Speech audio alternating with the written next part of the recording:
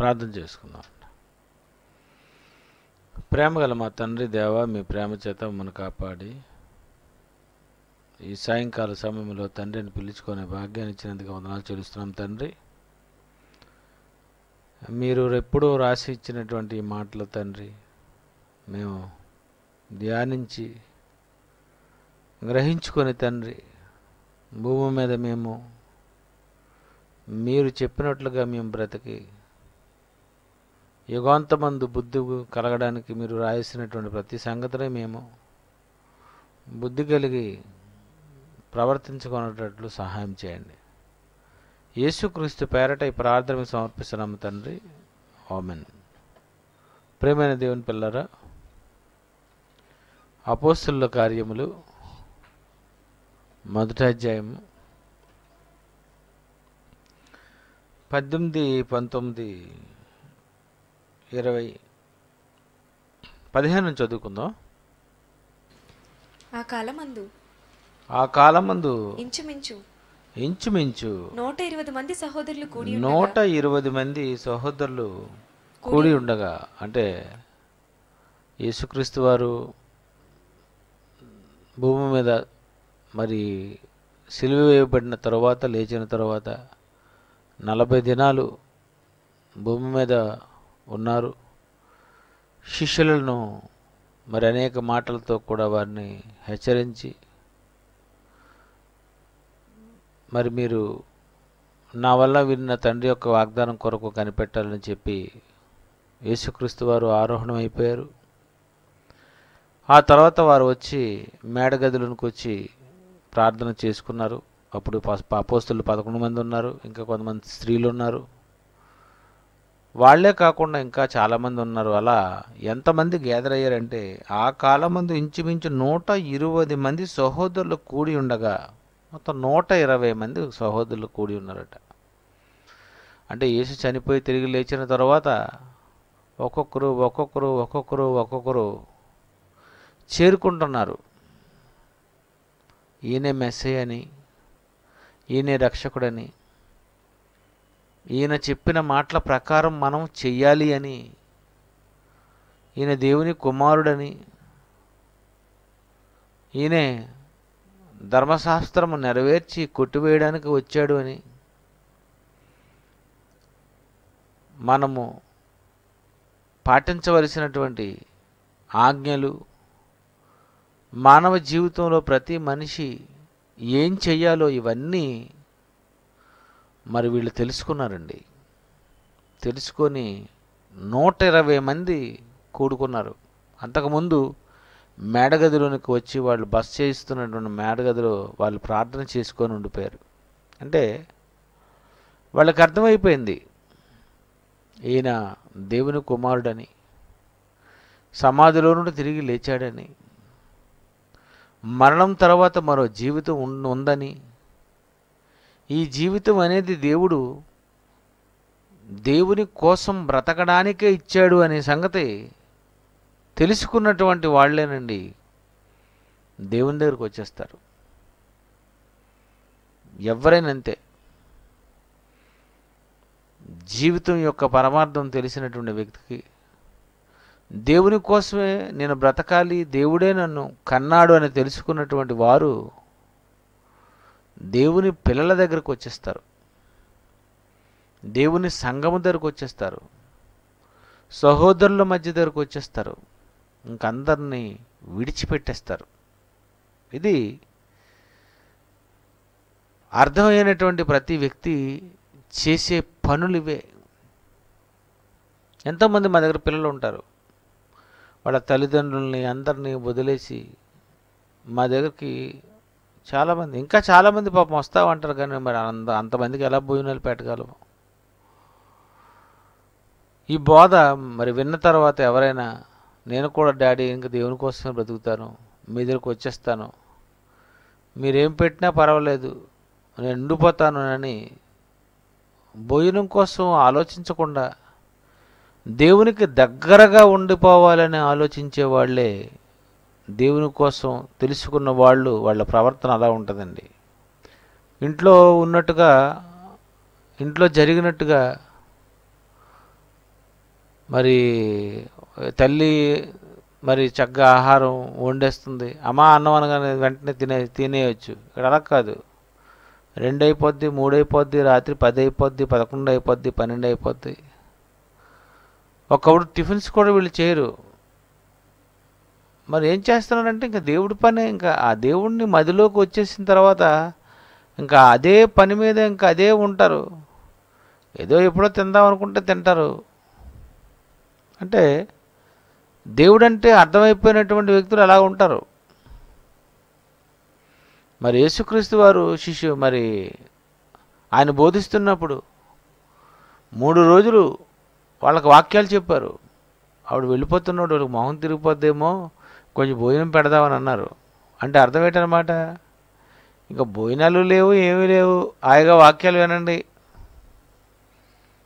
ప్రతి సంవత్సరం మోదవలసలో సెమినార్, కొన్ని సంవత్సరాలుగా భోజనాలు ఎలా ఉంటాయి చెప్పండి? నిజంగా మీరు చెప్పండి, ఎలా ఉంటాయి భోజనాలు? మన ఇంట్లో ఉన్నట్టుగా హాయిగా అలాగ ఉండవు. అన్నం ముద్ద చేసేయడం, కారం లేని కూరలు, ఉప్పు లేని కూరలు ఏంటి. అప్పుడు ఉన్న జనం అవన్నీ పట్టించుకోవడం లేదు. ఎప్పుడంతే, ఎప్పుడు పట్టించుకోరు అసలు. వాటి సంగతి అనవసరం వాళ్ళకి. ఏదో లైన్లో ఉండి అన్నం వేసండి, సాంబార్ వేసండి అంతే. ఇంకా అక్కడ అప్పుడప్పుడు వాళ్ళ మీద సీరియస్ అయిపోయి మీరు ఎందుకు వచ్చారు అలాగా ఇలాగానని కొంతమంది తిరగబడుతుంటారు. కానీ వాళ్ళు అవన్నీ చూసుకోరు. క్లాస్ అయిపోయింది, పరిగెత్తుకొని వెళ్ళిపోవాలి. క్లాసులు వదిలేసి మళ్ళీ మధ్యాహ్నం సెకండ్ సెషన్స్కి వెళ్ళేసరికి అసలు అక్కడ ఎంత టెన్షన్ అని తెలిసిన కొంతమంది భోజనమే చేయరు. కానీ వాళ్ళు తిండి కోసం, భోజనాల కోసం వచ్చినటువంటి వాళ్ళు కాదు. పని అయిపోవాలి, అక్కడికి వెళ్ళిపోవాలి, వాళ్ళతోనే ఉండాలి. అంటే దేవుని తెలుసుకున్న వ్యక్తులు అలాగైపోతారండి. శిష్యులు అంటున్నారు, మేము సమస్తమును విడిచిపెట్టి వచ్చాం కదా. సరే, అలాగైపోతారు. దేవుడు కావాలనుకునే వ్యక్తులు అలాగైపోతారు. ప్రారంభంలో యేసు నిజంగా దేవుని కుమారుడని రుజువైన తర్వాత, ఆయన సమాధులను తిరిగి లేచిన తర్వాత 40 దినాలు ఉండి కనిపించిన తర్వాత నిజంగా యేసుక్రీస్తుకు కాళ్లకు మేకులు వేసి, చేతులకు మేకులు వేసి, ఆయన చనిపోయాడనేసి నిర్ధారించడానికి మరి పక్కలో బల్లెపోటు పెట్టి, ఈయన చచ్చిపోయాడని చెప్పినప్పుడు సమాధిలో పెట్టిన తర్వాత, ఆ సమాధిలోని వాళ్ళందరూ యేసుక్రీస్తు శుక్రవారం చనిపోయారు, సమాధిలోనే ఉన్నారనే సంగతి అపోస్తలులందరికీ తెలిసిపోయిన తర్వాత, ఆ ఆదివారమున ఆయన వెళ్ళేసరికి ఆయన లేరు, లేచిపోయారని చెప్పిన తర్వాత, మళ్ళీ ఆయన మధ్యలో నుండి వాళ్ళు ప్రార్థించుండగా గదిలో ఉంటుండగానే సడన్గా ప్రత్యక్షం అవుతుంటే ఎలా ఉంటుందండి? ఎవడైనా ఇంకా డెడికేట్ అయిపోతాడండి, సమర్పించేసుకుంటాడు అంతే. ఇంకేం లేదు. అందుకే అపోస్తలుడైన పౌలు గారు కూడా పెళ్ళే చేసుకోలేదండి.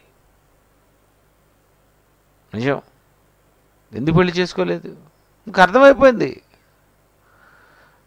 అలా ఉండిపోతారు. అలా ఏమైపోయిందంటే ఆ కాలం మంది ఇంచుమించు 120 మంది సహోదరులు కూడి ఉండగా, చూసారా, వీళ్ళందరూ గ్యాదర్ అవుతున్నారు. అపోస్తలులు 11 మందితో పాటు 120 మంది సహోదరులు అలా పెరుగుతున్నారు. కూడి ఉండగా పేతురు వారి మధ్య నిలిచి ఇట్లా పేతురు గారు ప్రసంగం స్టార్ట్ చేశారు. ఎందుకంటే పేతురు, నువ్వే పెద్ద కనుక, నువ్వు పరలోక రాజ్యపు తాళపు చెవులు నీకే ఇస్తున్నాను కనుక, ఈ బండ మీద నువ్వు ఆ సంఘమును కట్టాలి కనుక నువ్వే మాట్లాడాలి. సరేండి, నిజంగా పేతురు గారేనండి స్టార్టింగ్. పేతురు గారే నిజంగా ఈ సంఘాన్ని యేసుక్రీస్తు ద్వారా ప్రారంభించబడుతున్నటువంటి మరి ఈ రాజ్యము, ఈ సంఘము, దీనికి నిజంగా పేతురు మూలరాయి, స్తంభం. అలాంటి పేతురు గారు నిజంగా ఆయన విద్యలేని పామర్లు, పేతురు యోహానులు ఏమన్నారండి? విద్యలేని పామర్లు. విద్య లేని పామరులతో దేవుడు మరి యేసుక్రీస్తు మరి చెప్పినట్టుగా ఈ బండ మీద నా సంఘమును కట్టుదును, ఆ సంఘానికి మరి చక్కటి ఒక ముఖ్య ప్రసంగికుడిగా, పరలోక రాజ్యపు తాళపు చెవులు కలిగినటువంటి వ్యక్తిగా, నిజంగా ఒక చదువులేని విద్య లేని పామరులైనటువంటి వారిని దేవుడు ఏర్పాటు చేసుకున్నాడు అంటే దేవుని మాటలు, దేవుని కోసం బ్రతకడానికి, దేవుని పని చేయడానికి నీలో మంచి త్యాగం ఉంటే చాలు. దేవుని కోసం ఎక్కడికైనా వచ్చేసి ఎవరినైనా విడిచిపెట్టి వచ్చేటటువంటి మనసు నీకుంటే ఖచ్చితంగా నిన్ను ఆయన పైకి తీసుకెళ్తాడు. ఆయన పని నీతో చేయించుకుంటాడు, అది నీతో చేయించుకుంటాడు ఆయన. అలా పేతురు గారు విద్యలేని పామరుడైనా మరి ఆయన నిజంగా మాట్లాడుతున్నాడంటే అర్థం ఏంటండి? మీరు కూడా అలాగే మాట్లాడాలి, మీరు కూడా అలాగే ప్రసంగం చేయాలి. మీరు చాలా బాగా చెప్పగలరు, మీకు చదువు లేదు అని మీరు అనుకోవచ్చు. మీకెందుకు చదువు లేదు? మినిమం 10th క్లాస్ అని చేశారు కదండి, 5వ తరగతి అని చదివారు కదండి, పేపర్ చదవగలరు కదండి. మీకు అంతా వచ్చు, మీకు అంత టాలెంట్ ఉంది, కానీ మీరు ఉపయోగించుకోవడం లేదు. కానీ నిజంగా మీకు దేవుని కోసం బ్రతకాలని తపన ఉంటే చదువుకొనకపోయినా మీరు చాలా బ్రహ్మాండంగా ప్రసంగం చేయగలరు. మీకు అంత టాలెంట్ వస్తుంది. మీకు అలాంటి దేవుని మీద భక్తి ఉంటే. పేతురు వారి మధ్య నిలిచి ఇట్లా అన్నాడట, సహోదరులారా, యేసును పట్టుకున్న వారికి త్రోవ చూపి, యేసును పట్టుకున్న వానికి త్రోవ చూపిన యూదాను గూర్చి పరిశుద్ధాత్మ దావీదు ద్వారా పూర్వము పలికిన లేఖనము నెరవేరవలసి ఉండెను. పరిశుద్ధాత్మ దేవుడు పూర్వము పలికినటువంటి లేఖనము నెరవేరవలసి ఉంది. ఎందుకంటే ఎవరు ఏ కాలంలో ఎప్పుడు జన్మిస్తారో, ఎవరు దేవుని కొరకు బ్రతుకుతారో, ఎవరు దేవుని కొరకు బ్రతకరో, ఎవరు దెయ్యమైపోతారో, ఎవరు ఏ విధంగా ఊరి పెట్టుకుంటారో, ఎవరు ఏం చేస్తారో ఇదంతా దేవునికి ముందుగానే తెలిసిపోయి ఉంటుందండి. అందుకే దేవుణ్ణి ఏమంటారంటే భవిష్యత్ ఎరిగినటువంటి దేవుడు. భూత భవిష్యత్ వర్తమాన కాలాలు తెలిసినటువంటి దేవుడు. జరిగిపోయేది, జరగబోయేది, జరుగుతున్నది పూర్తిగా ఒక మనిషి ఏం చేస్తాడో అన్న అతని ముగింపంతా తెలిసినటువంటి ఒకే ఒక్కడు ఆయన దేవుడండి. నా గురించి పూర్తిగా తెలుసు, నేను స్వర్గానికి వెళ్తాను వెళ్ళను దేవుడు తెలుసు. మీ గురించి పూర్తిగా దేవుడు తెలుసు, మీరు చివరికి ఏమైపోతారో ఇదంతా కూడా దేవుడికి తెలుసు. నువ్వేం చేసేస్తావో కూడా దేవుడికి తెలుసు. అయితే దేవుడు ప్రతి మనిషికి అవకాశం ఇస్తాడు. ప్రతి మనిషి తన మందతో కలుపుకుంటాడు. ప్రతి మనిషికి దేవుడు తన జ్ఞానాన్ని ప్రకటింపజేస్తాడు. మంచివారి మీదను చెడ్డవారి మీదను వర్షం కురిపించినట్లుగా ఎంత పాపులకైనా దేవుడు తన మాటలు అందిస్తాడు, వాక్యాన్ని వినిపిస్తాడు. ఎన్నో రకాలుగా దేవుడు ఈ మాటలు ప్రజల యొద్దకు పంపించడానికి ఏదో ఒక రకంగా దేవుడు తన మాటలు, తన వార్తలను దేవుడు అందిస్తూ ఉంటాడు. ఆ అందిస్తున్నప్పుడు మనిషి దానిని అందుకోవాలి. ఆ పిలుపును దేవుని పిలుపని తెలుసుకోవాలి. దేవుడే నన్ను పిలుస్తున్నాడు, దేవుడే ఈ మాటలు నాకు చెప్పించాడు, నిజమే నేను ఇలాంటి వాడిని, నేను దేవుని కోసం బ్రతకాలా, అయితే దేవుని సంకల్పం ఇదా, అయితే ఈ అయ్యగారు ఈ వాక్యోపదేశకులు ఇలాంటి ప్రసంగం చెప్పారంటే అయితే నేను ఈ రోజు నుండి మారిపోవాలి, నేను ఇంకా నా గురించి నేను బ్రతకకూడదా, నిజమే నేను చేస్తున్నటువంటి నా జీవితం అసలు ఏంటో, నిజమే అంతు పట్టలేని జీవితం లాగా ఉంది, ఇంత డబ్బు సంపాదించి చచ్చిపోతే నేనేమైపోతాను, ఇలా ప్రతి మనిషి ఆలోచించుకోవాలి. అలా ఒక మనిషి ఏం చేస్తాడో దేవునికి తెలుసు గనుక దేవుడు ముందు చెప్తాడు. దేవుడు ఒక మనిషి చేత చేయించడు, ఒక మనిషి చేత దేవుడు చేయించడు. ఆ మనిషి కోసం దేవుడికి తెలుసు గనుక అతను ఏం చేస్తాడో ముందుగానే దేవుడు చెప్తాడు. అలా ఇస్కరియోతు యూదా కోసం పరిశుద్ధాత్మ దేవుడు ఏం చేశారట, ఆయన పట్టుకున్న వారికి త్రోవ చూపిన యూదాను గూర్చి పరిశుద్ధాత్మ దావీదు ద్వారా పూర్వము పలికిన లేఖనము నెరవేరవలసి ఉండెను. అబ్బా, దేవుడు దావీదు ద్వారా పూర్వం లేఖనాలు పలికించాడటండి. ఎక్కడ దావీదండి, ఎక్కడ ఇస్కరియోతు యూదా అండి? దావీదికి ఇస్కరియోతు యూదాకి సుమారు 1000 సంవత్సరాలు మధ్యకాలం. దావీదు తర్వాత ఎంతమంది రాజులు, ఎన్ని సంవత్సరాలు, అన్ని సంవత్సరాలు తర్వాత పుట్టబోతున్నటువంటి ఇస్కరియోతు యోధా. అలాంటి ఇస్కరియోతు యోధా ఏం చేస్తాడో అన్న దాని గురించి దేవుడు, పరిశుద్ధాత్మ దేవుడు దావీదు ద్వారా పూర్వము పలికించాడట. అంటే చూడండి, ఒక దైవజనుని ద్వారా దేవుడు ఒక విషయాన్ని తెలియజేసేశాడు. ఇగో ఈ విషయం దావీదు చెప్పింది ఎవరి గురించో తెలుసా? నీ గురించే. ఏమని చెప్పాడు? 17వ వచనం, అతడు మనలో పూర్వం పలికిన లేఖనము నెరవేరవలసి ఉండెను.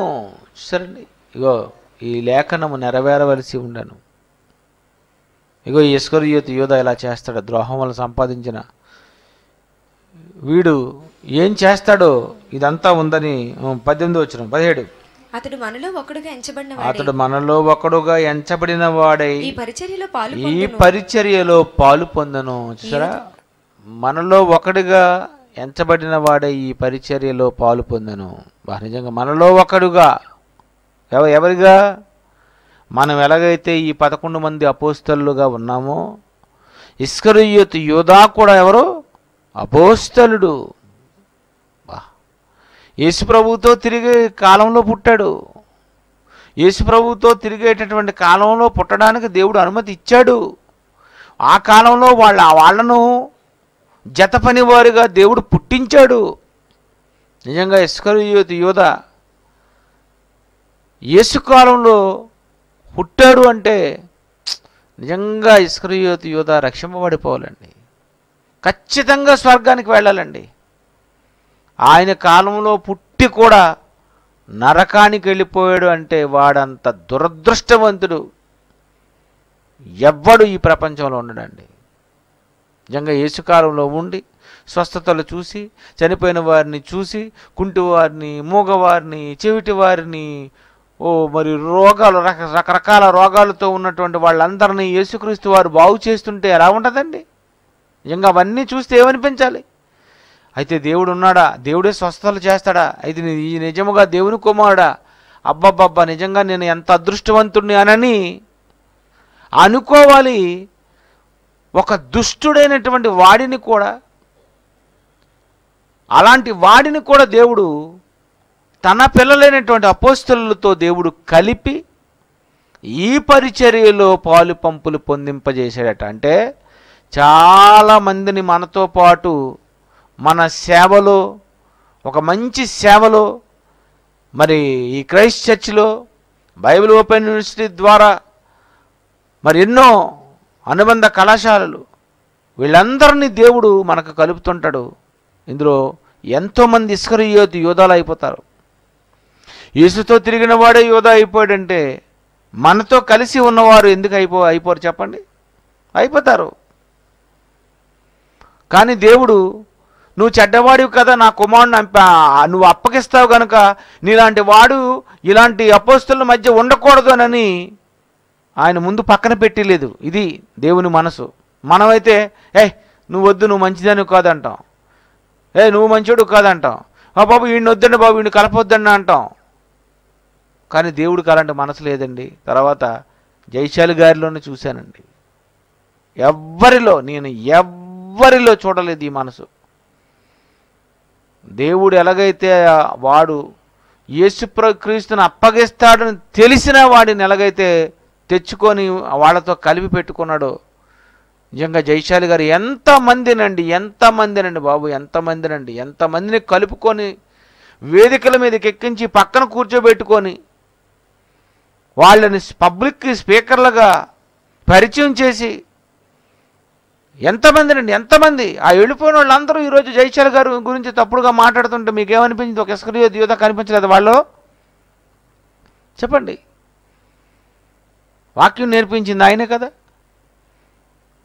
నిన్నంత గొప్పవాడుగా చేసింది ఆయనే కదా, నీకు ఈరోజు ప్రజల్లో నీకు ఒక మంచి పేరు ప్రఖ్యాత వచ్చిందంటే ఆయన వల్లనే కదా.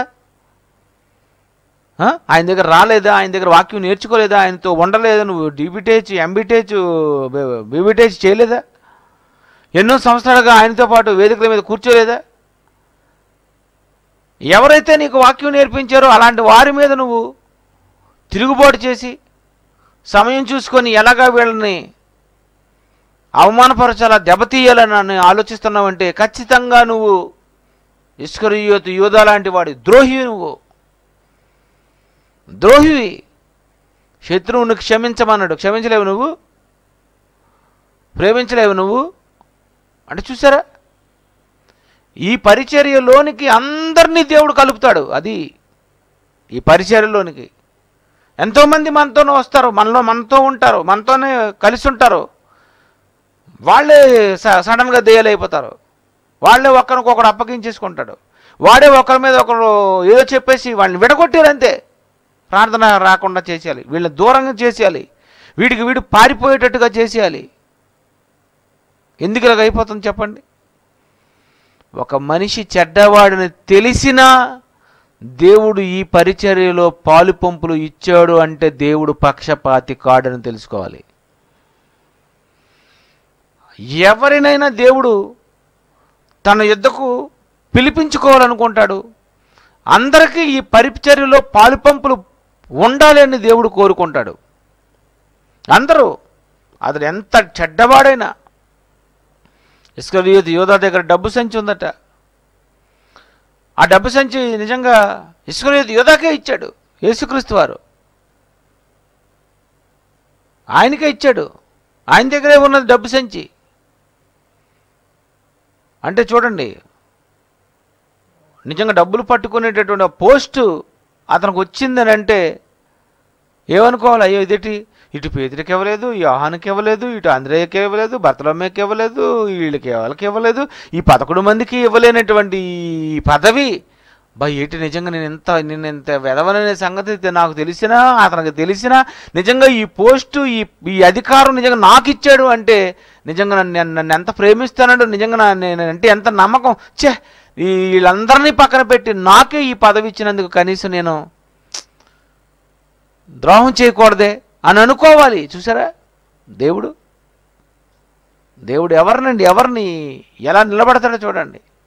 ఎంత చెడ్డవాడినైనా వాడిని ఎలాగ సపోర్ట్ చేసి దేవుడు వాడికి ఈ పరిచర్యలో పాలు పంపులు ఉండాలి అని దేవుడు అనుకున్నాడో చెప్పండి. దేవుడు ఎక్కడ పక్షపాతంగా చూశాడు చెప్పండి? మనిషి అనే పక్షపాతిగా చూస్తాడేమో కానీ దేవుడు కాదండి. దేవుడు పక్షపాతే కాడు. దేవుడు ఎప్పుడు కొంతమంది ద్వేషించి, కొంతమందిని ప్రేమించి అలాంటిదేమీ లేదండి. అందరూ ఆయన పిల్లలే. ఆయనకందరూ సమానమే. ఆయనకందరూ కావాలి. ఆయన అందరికీ ఇస్తాడు. అందరూ చెడ్డవాడైతే ఇంకా ఆయన ప్రేమిస్తాడు. దేవుడు లోకమును ఎంతో ప్రేమించానన్నాడు. ఎవరిని? మనం పాపులమైన మనల్ని ఆయన ప్రేమించాడు. నిజంగా ఇస్కరియోతు యూదాకి ఈ పరిచర్యలో పాలు పంపులు నిజంగా ఎంత ఛాన్స్ వచ్చిందండి. అంటే ఇస్కరియోతు యూదాని యేసుక్రీస్తు కాలంలోనే యేసుతో పాటు పుట్టించడానికి గల కారణం ఏంటో తెలుసా? మారాలనుకుంటే నీకు చిట్ట చివరి అవకాశం ఇగో ఇలాంటి అతని దగ్గరే. ఇవన్నీ చూసైనా నువ్వు మారిపోవాలి. చూడండి, ఎన్ని చేసినా వాడు మారలేదంటే నిజంగా మనిషి ఎలాంటి వాడో మీరు ఆలోచించండి. వాడికి ఎన్ని చేసినా వాడిలో అదే బుద్ధి. వాడికి ఎంత ప్రేమించినా వాడు చివరికి ద్రోహి అయిపోతాడు. వాడికి ఎదుటి వ్యక్తి ఎంత క్షమించినా, ఎంత ప్రేమ చూపించినా, ఎంత కొనినా, మనిషి ఎన్ని చూసినా, నిజంగా ఈ మనిషికి పట్టినటువంటి దెయ్యం సామాన్యమైనటువంటి దెయ్యం కాదని బాబు. యూనివర్సల్ విలన్ వాడు, ఉత్తమ విలనాడు. నిజమండి. ఎలా తోడు పట్టాడండి మనిషికి ఎలాంటి తోడు పడతారు చూడండి. మన ఆరాధనలకు వస్తారు కొంతమంది చూడండి. సాయంత్రం నువ్వు కాదు కదా, దేవుడు రాత్రికి వచ్చి నువ్వు గుడికి వెళ్ళాలని చెప్పినా ఆడు క్లాసులో కనిపించడు. నిజం. మీరు ఎన్ని బోధలు వినండి, అసలు ఎవ్వడు. నువ్వు ఎంత చెప్పు. చూసారు ఈ మొండోలు ఉన్నారు మన చర్చిలోనే, మొండోలు మొత్తం ప్రవక్తలు, దొంగ ప్రవర్తన ఉంటుంది చూసారు. 320 మంది ఎంతమందో వాళ్ళే మన చర్చిలో ఉన్నోళ్ళు. 3 ఫ్లోర్లో ఉన్నోళ్ళు చూడండి. నువ్వు ఎన్ని బోధలు చెయ్యి, సాయంత్రం పూట మాత్రం ఆ సముద్రం దగ్గర కుళ్ళు కంపు కొడుతున్న బీచ్ దగ్గర అయినా సరే మేము కూర్చుంటాం కానీ బాబు, ఈ ప్రార్థన స్థలంలోకి మాత్రం మేము రావండి అంటారు. వీళ్ళందరినీ ఏమనిపిస్తుంది చెప్పండి? మీకు ఏమనిపిస్తే మీకు వీళ్ళే అంతే, ఇసుక యోధ టైపు వీళ్ళు. నువ్వెన్ని చెయ్యు, వారమంతా నువ్వు డ్యూటీ చేసుకున్నావా? శనివారం సాయంత్రమైనా మీకు ప్రార్థన పెట్టారు, లేకపోతే సోమవారం శుక్రవారం వరకు ప్రార్థనలు పెట్టించారా? ఓన్లీ ఏదో బ్రతుకు తెరువు కోసం వెళ్తున్నారు అనుకొని మీకు వారం రోజులు మీరు పని చేసుకోండి అనుకుని పని ఇచ్చి, శనివారం సాయంత్రం 4 గంటలకు 6 గంటలకు డ్యూటీ అయిపోయిన తర్వాత 6 గంటలకు క్లాస్ పెట్టి, ఆ తర్వాత ఏమో సండే నీకు ఎలాగ హాలిడే అని నీకు క్లాసు పెడితే 2 క్లాసుల్లో సెలవుండి కూడా నువ్వు రాలేదంటే బాబోయ్, నువ్వు ఇస్కరియోతు యోధాకి బావో బామ్మర్దువో తమ్ముడువో మరి ఏటో మరి నువ్వు. చూడండి అంటే ఏమనుకోవాలి చెప్పండి మనసు. నిజంగా మీలో అది లేదు. మీలో అది లేదు కనుక మీరు వచ్చేసారు. లేకపోతే మీకు మీరింటి దగ్గర ఉండిపోతారండి. మీరు ఏదో పని మీద ఉండి, ఏదో అనారోగ్యం అయితే పోనీ ఏదో రాలేదంతే. మరి ఒకవేళ ఏదో ప్రమాదం ఏదో జరిగింది, అప్పుడు నువ్వు రాలేవేమో. కానీ అవకాశం ఉండి కూడా నువ్వు రావడం లేదంటే, ఇలాంటి బైబిల్ ఓపెన్ యూనివర్సిటీ జైశాలి గారి దగ్గర ప్రార్థనకు నువ్వు రాలేదంటే, ఈ పరిచర్యలో పాలు పంపులు పొందలేని ఇస్కరియోతు యోధ ఎంతో నువ్వు అంతే. మరి లోకమంతా మమ్మల్ని పిలుస్తారు, అన్యా మీరు రండి, అన్యా మీరు వాక్యాలు చెప్పండి, మీరు రండి, మా ఊరికి రావాలి, మాకు డేట్లు కావాలంటే ఎవరికి డేట్లు ఇవ్వలేదు. ఈ పాటలు ఉన్నాయని ఎక్కడికక్కడ మొత్తం మీటింగ్స్ అన్ని క్యాన్సిల్ చేసేసాను. ఈ పాటలు చూస్తే సూపరు, వీడియో చూస్తే గొంగళ పురుగులాగా వెళ్తుంది. మెల్లిగా ఏమి బండి ఏమి కదలటం లేదు, కానీ మెల్లిగా ఎలాగోలాగా 3 నెలలు బుల్డోజర్ను తోసినట్టు తోసాం. ఈసారి పాటలు సూపర్గా వచ్చాయి, అదిరిపోయి. ఎంత కష్టం. ఏది మన వాళ్ళు ఎందుకు రారు ఈ పరిచర్యలు అంటే? కొంతమంది రారు అంతే. వాళ్ళు రారు కనుక దేవుడు చెప్పేస్తుంటాడు ఏమని అంటే, ఇంకో ముందే చెప్పాను కదా మీరు ఎప్పుడు రారని. అలా దేవుడు దావీదు ద్వారా పూర్వము పలికించాడట. చూడండి, దేవుడు ముందుగానే చెప్పేసేవాడు. ఇగో పలానా వాడు ఇలాగ అయిపోతాడని ముందుగానే చెప్పేస్తాడు. మన క్యారెక్టర్ ఒకవేళ ఇలా ఉంటుందేమోనని ముందు మనకే చెప్పేస్తుంటాడు. నువ్వు ద్రోహి అయిపోతావు, నువ్వెందుకో నువ్వు చెడిపోతావు, నువ్వు బాగుపడవు, ఇవన్నీ దేవుడు మనకు చెప్తుంటాడు. అప్పుడు మనం చెక్ చేసుకొని అయితే మనం ఇదంతా జాగ్రత్త చూసుకోవాలనుకోదు. ఈ వాక్యాలు నాది కాదు వాళ్ళకి అని అనుకోకూడదు. మనకే అసలు వాక్యమే మనకే. ఇది నాకే కావాలి చెప్పారు అనకండి, నీకే మరిది. నీ కాకపోతే ఎవరికి? మందు అంతా నీదే, వాక్యం అంతా మనిషిదే. నా గురించి అని చెప్పారు డాడీ ఈవేళ అని అనకండి, నీ గురించే చెప్పారు.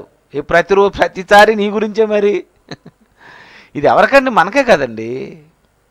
నిజంగా ఇస్కరియోతు యోధ యేసుక్రీస్తు కాలంలో యేసుతో పాటు అపోస్తలులతో ఉండేటటువంటి గొప్ప భాగ్యాన్ని దేవుడు ఇచ్చి ఇలాంటి పరిచర్యలో పాలు పంపులు నిజంగా దేవుడిచ్చాడు అని ఇస్కరియోతు యూదా మరి పేతురు గారు చెప్పేస్తున్నారు. ఎంత అవకాశం వచ్చిందండి అతనికి అనేసి. వస్తే ఏం చేసినట, అతడు మనలో ఒకడుగా ఎంచబడిన వాడై ఈ పరిచర్యలో పాలు పొందెను. ఈ యూదా ద్రోహం వలన సంపాదించిన రోకల నుంచి ఒక ఫలము కొనును చెప్పాను. అతడు తలక్రిందులుగా పడి నడిమికి బద్దలైనందున అతని ప్రేగులన్నీ బయటికి వచ్చాను. చూడండి, ఇలాంటి దుర్మార్గుడు అనమాట. ఇంకా ఇస్కరియోతు యూదా లాంటి ద్రోహి, వాడెంత ద్రోహి అంటే అన్నీ చూసి యేసుతో పాటు తిరిగి సంవత్సరాలు తిరిగి వాడు నిజంగా మారకుండా యేసుక్రీస్తుని అప్పగించేయాలని అనుకున్నాడు. అంటే ఎవరు వాక్యం చెబుతారో అలాంటి వాక్యం చెప్పిన అతన్ని నువ్వు అవమానపరచాలి, అతన్ని పట్టప్పగించాలి అని నువ్వు అనుకుంటున్నావు అంటే ఖచ్చితంగా ఇస్కరియోతు యోధాకున్న మనసే నీకు ఉంది. చాలామంది ఈ మధ్యన గురువుగారి గురించి ఏవో చెడ్డగా ఏవో చెప్తుంటారు, యూట్యూబ్లో వదులుతున్నారు, వాట్సాప్లో. ఏమనుకోవాలి? సేమ్ ఇస్కరియోతు యోధా కాదు నువ్వు, సేమ్ టు సేమ్ యేసుక్రీస్తుని అప్పగించేశాడు ఆయన. చెప్పు, ఓ హేతువాదులను ఛాలెంజ్ చేసి, నాస్తికులను ఛాలెంజ్ చేసి, సకల శాస్త్రం అధిగమించినది బైబిల్ అని చెప్పి, బైబిల్ గొప్పదని న్యూస్ మీడియాని ప్రపంచంలో ఉన్న వాళ్ళందరినీ గడగడలాడించి క్రైస్తవ్యం అంటే ఏంటి, అసలు బైబిల్ అంటే ఏమనుకున్నావు, దేవుడు అంటే ఏమనుకున్నారనని ఇలాగా చెబుతున్నటువంటి అతని మీదకు నువ్వు లేచావంటే బా, నీలో ఇస్కరియోతు యోధా క్యారెక్టర్ లేదంటావా? చెప్పు, నీది కాదంటావా? నువ్వు కాదనే అంటావు, ఎందుకంటే నీకు పట్టిన దెయ్యం చాలా పెద్దది. నీలో ఉన్న వెలుగు చీకటి అయిన ఎడల ఆ చీకటి ఎంతో గొప్పదనిసాడు. అంటే మొత్తం చీకటి అయిపోయింది, వెలుగును కూడా డామినేట్ చేసేస్తుంది. ఏది? చీకటి ఎంతో గొప్పది. ఇస్కరియోతు యోధా ఏడ్ చేశాడట, యోధా ద్రోహం వలన సంపాదించిన రోకలనిచ్చి ఒక ఫలము కొనను. అతడు తలక్రిందులుగా పడి నడిమికి బద్దలైనందున అతని ప్రేగులన్నీ బయటికి వచ్చాను. ఈ సంగతి యెరూషలేములో కాపురమున్న వారికి అందరికీ తెలియవచ్చాను. ద్రోహం చేసే వాడిని దేవుడు బయట పెట్టేస్తాడు. ద్రోహిని ఎప్పుడు దేవుడు బయట పెట్టేస్తాడు. వాడు దెయ్యం అయిపోయాడంటే ఖచ్చితంగా దేవుడు బయట పెట్టి ఫోటో వేసేస్తాడు, అంతే ఖచ్చితంగా. నడిమి బద్దలైపోయి పేగులని బయటికి వచ్చేసేయటండి. ఎలాంటి చావండి, ఎలాంటి డెత్ అండి. నడుము బద్దలైపోయి పేగులన్నీ బయటకు వచ్చేసేయండి. ఏంటి అదంతా?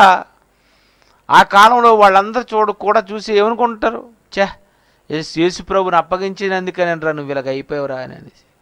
అంటే యేసును ఎవడు ఏమన్నా, యేసును ఎవడు ఎదురు పడినా, క్రైస్తవ్యాన్ని ఎవడు అంతం చేయాలనుకున్నా, అసలు క్రీస్తు జోలుకు ఎవడు వచ్చినా వాడు పోతాడు. అంతేనండి. దీనికి ప్రత్యక్ష సాక్ష్యం నాకు తెలిసినటువంటిది జకీర్ నాయక్ అండి. యేసుక్రీస్తు నీ బైబిల్ని ఎంత అవమానంగా మాట్లాడాడో దేవుడు నిజంగా అతను ఎక్కడ ఇంక ప్రకటించకుండా, అసలు ఇండియా దేశానికి వచ్చి వాక్యాలు చెప్పకుండా మొత్తం అతన్ని ఎలా తీసుకెళ్ళిపోయాడు. నిజంగా మీరు చెప్పండి, ఎందుకు అతనికి ఆ స్థితి వచ్చింది చెప్పండి. ఏంటి, ఎందుకు వచ్చింది అతనికి ఆ స్థితి, ఎందుకు వచ్చింది చెప్పండి. దీనంతటి కారణం ఏంటి తెలుసండి? క్రీస్తు జోలికి ఇస్కరియోతు యోధా ఎందుకు మొదటి శతాబ్దంలో అతని డెత్ను దేవుడు చూపించాడంటే, దేవునికి వ్యతిరేకమైన వాడు డెత్ ఎప్పుడు అలాగే ఉంటుంది. దేవునికి వ్యతిరేకమైపోయిన వాడు కుళ్ళి కుళ్ళి కుళ్ళి కుళ్ళి కుళ్ళి చావాలంతే. వాడు ద్రోహిని బయటికి తెలిసిపోద్ది. దేవుడు వాడిని ఎప్పుడు బయట పెట్టేస్తాడు. అలాగే ఒక సద్దాం హుసేన్, అలాగే ఒక బిన్ లాడెన్, అలాగే కిల్లర్ వీరప్పన్, అలాగే ఎంతోమంది, వాళ్ళందరినీ ఈ న్యూస్లో చూపించినప్పుడు నువ్వేమనుకోవాలి తెలుసా? అయ్యో దేవుడు బయట పెట్టేశాడు వీడిని. గడాఫే ఎంత డబ్బు తెలుసండి నిజంగా వాడి దగ్గర, బాబా ఎంత బంగారం అండి, ఎంత డబ్బు. అలాంటి వాడండి నిజంగా కుళ్ళు చచ్చాడండి. బయట చంపేశారండి బాబు. వాళ్ళందరినీ ఎందుకు చూపిస్తుంటారు చెప్పండి? కొంతమందిని కొంతమంది చావుల్ని మీ కళ్ళ ముందలా చూపిస్తుంటాడు. కొంతమంది కుక్క చావు చేస్తున్న వాళ్ళందరినీ చూపిస్తుంటాడు. పేగులన్నీ బయటకు వచ్చేసినటువంటి చావులన్నీ చూడండి, మేమనిపించాలి అబ్బాబా ఇటు ద్రోహి, బాబోయ్ ద్రోహి వీడు నరహంతకుడు, వీడు దుర్మార్గుడు, వీడు దేవాంతకుడు అంటే చూడండి. దేవునికి ద్రోహం చేసేవాడికి ఎప్పుడు కూడా వాడి చావు చాలా భయంకరంగా ఉంటుందండి. దేవుని జోలికి అందుకే రాకూడదు. దేవుని చేతిలో పడితే భయంకరం అనేసాడు, అంతే భయంకరం. నిజంగా ఇస్కరియోతు యోధ వాడి చావు చూసి నిజంగా అపోస్తలులందరూ ఏమనుకుంటారండి? ఏట్రా బాబు ఇలాగ అయిపోయాడు అంటే దేవునికి వ్యతిరేకం పడితే ఇలాగ అయిపోతాడా? ఫరో సైన్యం, వాడి యుద్ధ రథాలు ఏంటి, వాడి కారణం చెప్పంటారా? దేవునితో పెట్టుకున్నందుకేనండి. వాడు దేవుని జోలికే రాకపోతేనండి నిజంగా ఫరో ఈ ప్రపంచాన్ని పరిపాలించేటటువంటి మరి మొదటి సామ్రాజ్యముగా ఉండిపోనేమో. బబులోనికి వెళ్ళదు. బబులోనికి ఎందుకు వెళ్తుంది? అసలు బబులోను సామ్రాజ్యం ఎక్కడ అసలు సంబంధమే లేదు ఇది. అసలు ఫరో వాడి సామ్రాజ్యం కూలిపోవడానికి గల కారణం ఇశ్రాయేలీల జోలికి రావడమే, దేవుని చేతిలోనికి రావడమేనండి ఇదంతా కారణం. సో రాజు లాంటి వాడే పోయాడు. ఎంతోమంది సామ్రాజ్యాన్ని ప్రపంచాన్ని పరిపాలించినటువంటి ఎంతోమంది పోయారు. దేవునికి వ్యతిరేకమైన వాళ్ళందరూ పోతారు. ఇదంతా ఎందుకు దేవుడు బైబిల్లో రాయించాడంటే కొంతమందిని దేవుడు బయట పెడతాడు. వాళ్ళ చావులు కూడా అలాగే ఉంటాయి. అందుకే చూడండి, సునామీ వచ్చి, భూకంపం వచ్చి, అలాగే చూడండి కొంతమంది చావులు చూసారో లేదో, వాళ్ళందరినీ చూసినప్పుడు ఏమనిపించారండి? ఇంత ఘోరం ఏంటండి, ఇంత ఘోరం ఏంటండి. చూసారా కువైట్లో తుఫాను వచ్చిందంటే చూపిస్తున్నారు, చూసారా ఆ తుఫాన్లన్నీ అవన్నీ ఏమనుకోవాలండి? లక్షల రూపాయల కార్లు అండి, అవన్నీ మునిగిపోయాయి. మొన్న చెన్నైలో మొత్తం అపార్ట్మెంట్లో కింద సెల్లార్లో ఉన్నటువంటి కార్లు అన్నీ మునిగిపోయాట, కుళ్ళిపోయాటండి. 30-50 లక్షల కార్లు ఇంకా పనిచేయవు, అంతే పోయినట్టే. కారు ఎప్పుడైనా మునిగిపోయింది అనుకోండి, ముందు సీట్ కవర్లన్నీ ముందు పాడైపోతాయి, ఇంకా అవి ఎండవు. కారు ఎక్కినప్పటి నుండి నీకు చెమట వాసన, ఆ తర్వాత నుండి ఇంజిన్లో నీళ్ళంతా అయిపోయి మొత్తం టాప్ అంతా నీరైపోయి ఏమనుకున్నా కారు ఒకసారి మునిగిపోయిందంటే ఇంకా మరి ఎందుకు పనిచేయదు. బట్టలైనా ఆరబెట్టుకోవచ్చు కానీ కార్లు ఆరబెట్టడానికి కుదరదు. అయ్యి బాబోయ్ నీటితో తడిసిపోయి ఉంటే అయిపోయినట్టే ముందు. అవి ఎక్కడ ఉన్నట్టే సెల్లార్లో కింద ఫ్లోర్లోనేమో కార్లు సెల్లార్లో పెట్టుకొని పైన అయ్యగారు ఉన్నారు, కింద ఏమైపోయింది మొత్తం అన్ని అంతస్తులు నీళ్ళంతా దిగిపోయి మొత్తం ఒక 100 కార్లాగా మొత్తం అన్నీ మునిగిపోయాడు. ఇంకేమైపోయినట్టు అవన్నీ బయటికి తీసుకొచ్చి ఇప్పుడు 50,000కి అమ్మేసుకుంటున్నారు. ఎందుకు అలా జరుగుతుంది చెప్పండి?